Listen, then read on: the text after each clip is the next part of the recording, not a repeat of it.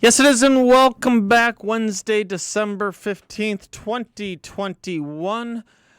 602-508-0960 is the number.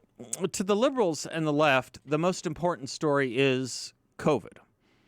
To conservatives and the right, the most important story right now is rising crime, rising violent crime. You tune into CNN, they do COVID. You turn into Fox News, they do violent crime. These are not the same kinds of stories any more than getting cancer and a rash of automobile recklessness and car accidents can be same as the same kinds of stories. The first type of story is mostly what we used to call vaality. The second, volition. Good word, that, vaality. Do you know it?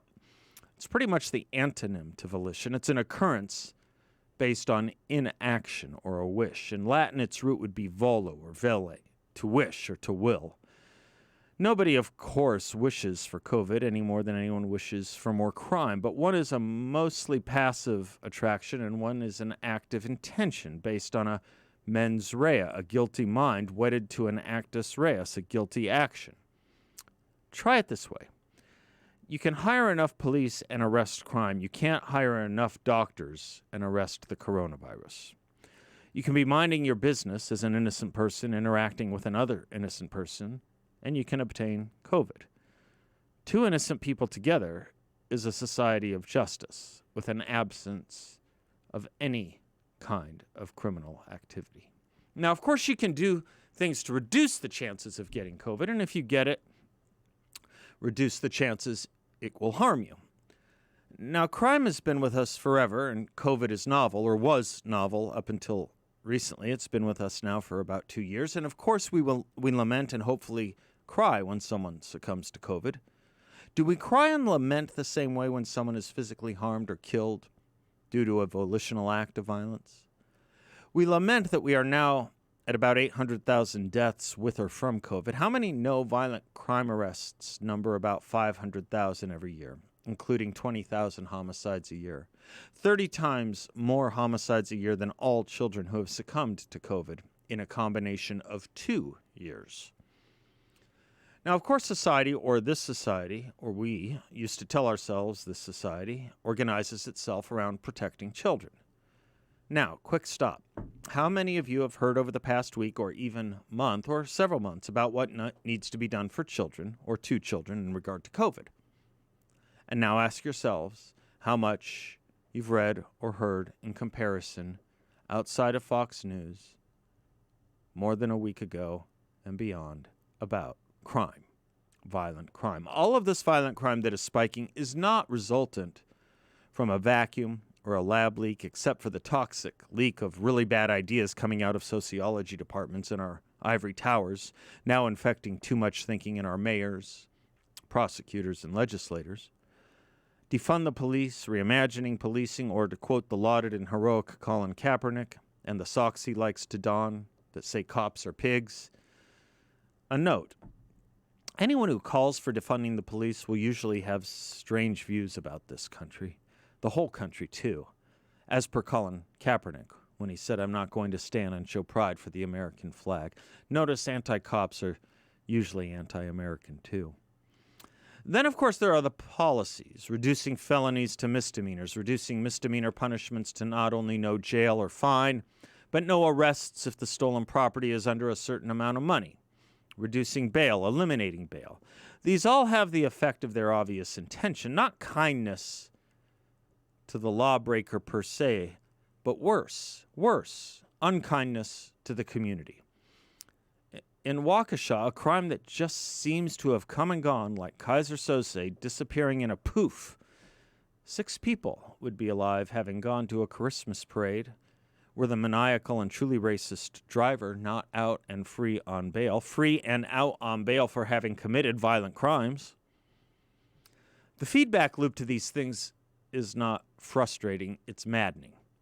For we have reprioritized our values and we have deracinated natural and normal orders. We think nothing of harming or using our children to play out our political wars, just as those same people from that same ideology and side of the aisle think a lot about how to be on the right side of opposing the police. But when you harm a child, you harm a child, a terrible thing.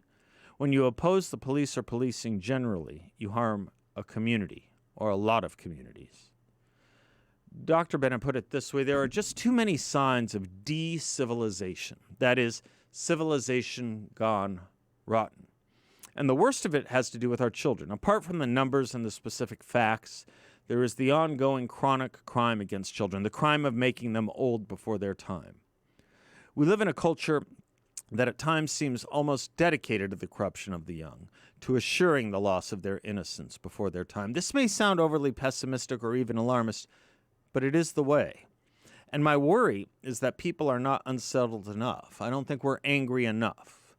We know who proposed these things. We know who marched for these things. We know who held cities hostage with criminal rioting and rampaging for those things, and we saluted them, or too many did. So now we have become inured to the cultural rot that is settling in. We are getting used to it, even though it's not a good thing to get used to. People are experiencing atrocity overload, losing their capacity for shock, disgust, and outrage. In some of our major cities, the solution is, with a dearth of police, to close businesses early, and in some cases, just close businesses. To get in a car, you take someone with you. Rather than express outrage or even annoyance at the possibility of theft or violence, we're trying to communicate with criminals in a wave of a white flag, telling them, you have proven we the innocent, have to change our behavior. We can't operate here. The translation is, please break into someone else's business. Go to someone else to attack.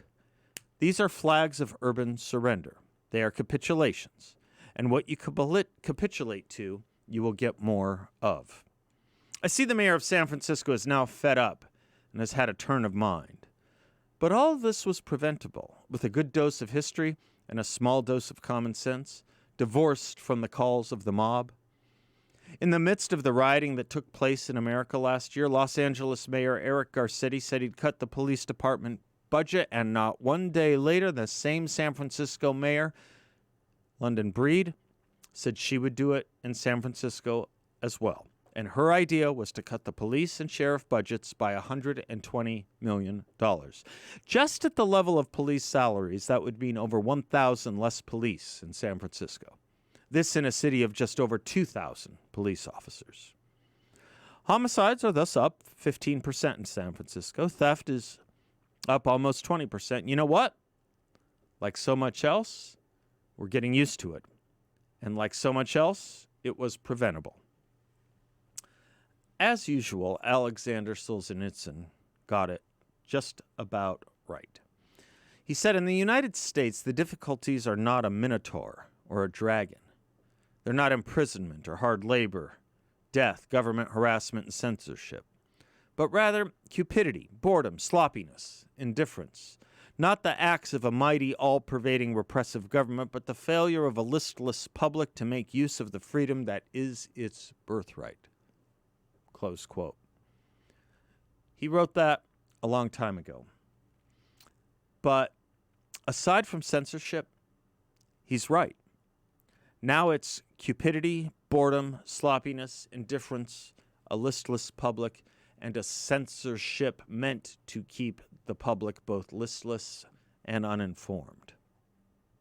And it's all born by the same ideology underneath it all that Alexander Solzhenitsyn was imprisoned by and ultimately fled.